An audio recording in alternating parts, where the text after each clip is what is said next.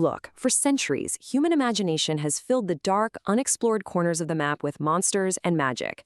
But what happens when the unbelievable beasts from our campfire stories turn out to be completely biologically real? That's exactly what we're looking at in this explainer, the incredible, often blurred lines between ancient folklore, whispered myths, and hard scientific reality. Right, so what exactly is a cryptid? Basically, it's an animal whose existence is unproven or totally disputed by mainstream science. Usually we hear this and think of the Yeti, or maybe recently extinct creatures people swear they still see out in the wild, like the Tasmanian tiger. But there's this fascinating tension here. Science absolutely demands concrete proof, as it should, yet history continually shows us that sometimes mainstream science totally dismisses actual living, breathing reality as just a made-up legend. Okay, let's dive into this. We've got a lot of ground to cover. We're going to track these creatures through 4 distinct mythological biomes: the enduring unicorn myths, monsters of the deep, hidden forest giants, and finally, Australia's impossible chimeras. Starting off with part 1, the enduring unicorn myths, from magic to reality.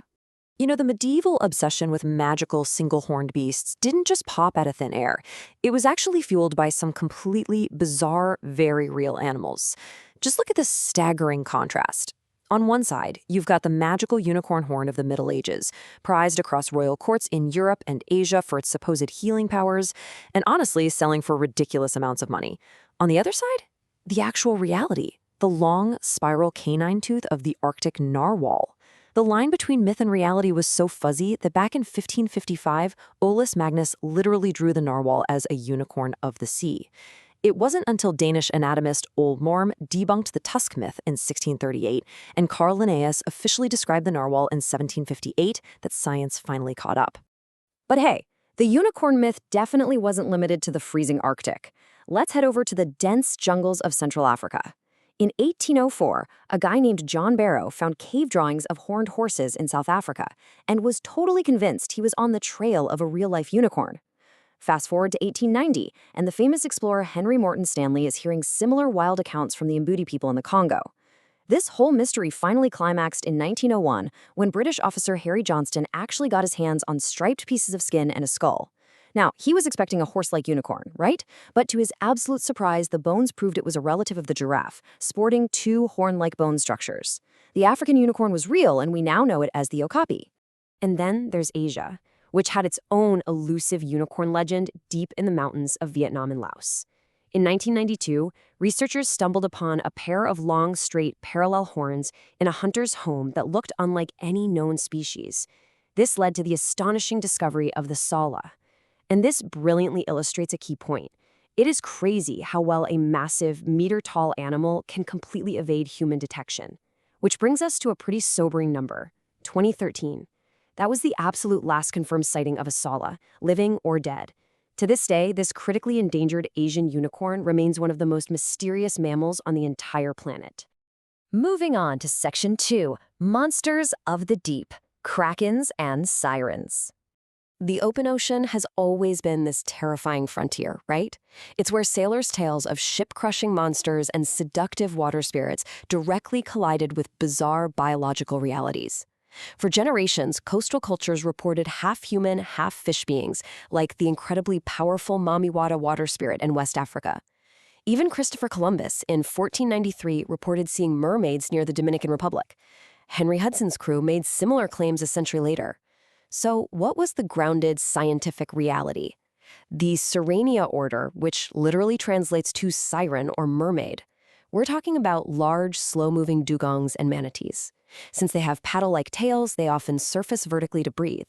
Honestly, from a distance with the sun in your eyes, their heads and movements can totally look like a person swimming. It's the perfect example of human imagination completely blurring into natural history. And then there's the legendary Kraken. Just look at the literal progression of this deep-sea monster. Way back in the 4th century BCE, Aristotle was already mentioning a massive squid he called the Teuthus. But for centuries, Western science just brushed off stories of giant squids as drunk sailor lore. No way it was real. It wasn't until 1857 that Danish naturalist Japera Steenstrup examined some beached remains and formally described Architeuthis ducks. But get this, look at how long it took to actually see one alive. The very first live photos were only taken in 2004. And the first video of a giant squid gliding silently in its natural deep-sea habitat? 2012. The Kraken is absolutely real, and it literally took us thousands of years to prove it. All right, Section 3, hidden forest giants, apes, bears, and dragons. It's honestly hard to fathom how massive land-dwelling creatures could stay completely off the Western scientific radar, just hiding out in remote jungles and misty mountains. Just listen to this vivid, kind of haunting account from English traveler Andrew Battle in 1625. He's describing an animal he called the pongo. He wrote, "This pongo is in all proportion like a man, but he is more like a giant in stature. His face and ears are without hair, and his hands also." Now, the actual word gorilla dates way back to 500 BCE from the explorer Hanno the Navigator, but for over 2,000 years, European science dismissed all reports of these African apes as pure myth or total exaggeration. It wasn't until 1847, when bones in a skull from Gabon were finally studied by anatomists, that troglodytes gorilla was officially recognized by science. Let's move over to Asia and see how this plays out with another famous forest giant, the giant panda. Now, you'd think pandas were always this massive global icon, but their journey to discovery was incredibly elusive. Surprisingly, they're largely absent from ancient Chinese art and mythology. The idea of a giant, black and white, bamboo-eating bear just seemed so far-fetched that a lot of people thought it was just a misidentified monkey. Really, it wasn't until 1869 that a French missionary identified a panda skin, and Westerners didn't even see a live one until 1936, when explorer Ruth Harkness brought a tiny cub named Sue Lin back to Chicago.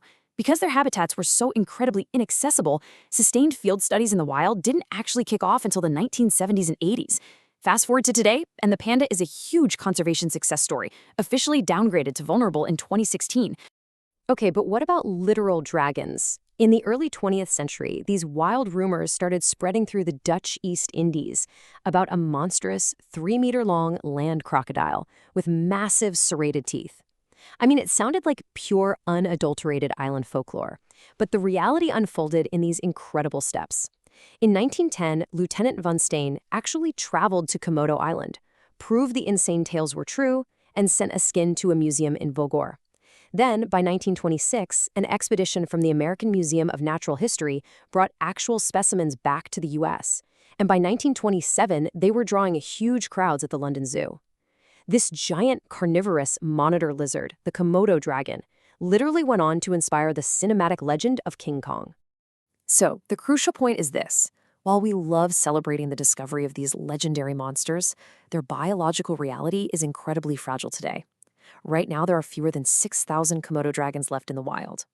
Our whole transition from treating them as mythical beasts to accepting them as scientific realities, it comes with a massive, heavy responsibility to actually protect them before they disappear for good. Which brings us to our final frontier, Section 4, Australia's impossible chimeras, nature's hoaxes. Australia's extreme geographical isolation over 65,000 years created an absolutely baffling diversity of animals, stuff that literally made European explorers disbelieve their own eyes. Check out this journal entry from Joseph Banks during James Cook's famous 1770 voyage. He's trying, and kind of failing, to describe the aboriginal kangaroo.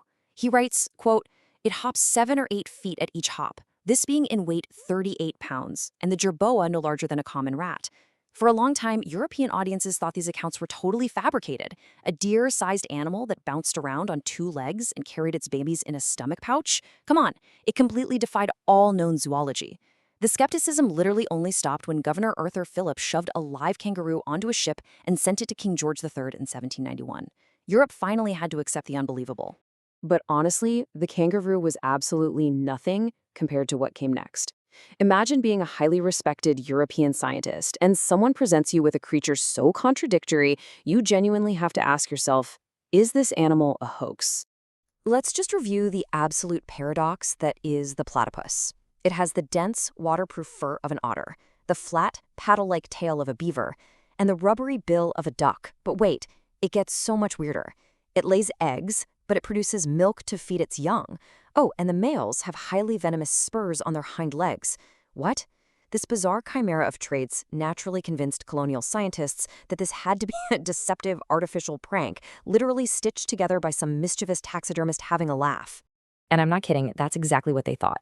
In 1799, this incredibly respected naturalist, George Shaw, investigated a preserved platypus at the British Museum. He was so utterly convinced it was a fake that he actually took scissors to the pelt. He was physically digging around, searching for the literal stitches that would prove a duck's beak had been glued onto a quadruped's head. But of course, he found absolutely no stitches. The platypus was 100% real. As an egg-laying mammal, it completely broke the European scientific tree of life, proving just how strange, unpredictable, and wonderful animal biology can truly be. Finally, the magic of reality. Our era of knowledge.